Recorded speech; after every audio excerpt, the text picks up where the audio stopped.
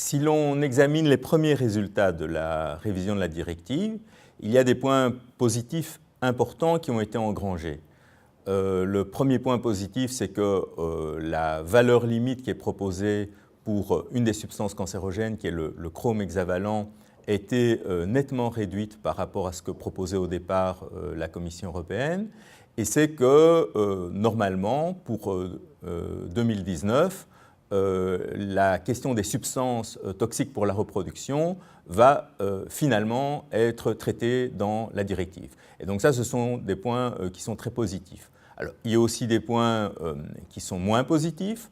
La valeur limite d'exposition pour la silice cristalline a été fixée à un niveau qui est beaucoup trop élevé et donc qui va, même si ce niveau est respecté, cela va continuer à provoquer des milliers de morts chaque année. Et donc ça, c'est quelque chose d'inacceptable et nous espérons que dans le courant de la révision, cette valeur limite sera revue. La révision se fait en plusieurs étapes. Et le débat principal pour l'étape qui est actuellement en cours, c'est-à-dire qui va faire l'objet d'un vote au Parlement européen au mois de janvier 2018, c'est la question des émissions des moteurs diesel.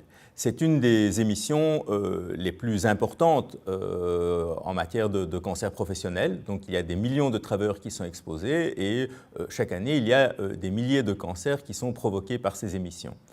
Alors, ce que nous voulons, c'est que les émissions des moteurs diesel soient enfin incluses dans la directive, ce qui n'est pas le cas aujourd'hui, et nous voulons qu'il y ait également une valeur limite d'exposition professionnelle qui soit fixée à un niveau, je dirais, aussi bas que possible, en s'inspirant notamment des travaux qui ont déjà été menés pour la détermination d'une valeur limite aux Pays-Bas et en Allemagne.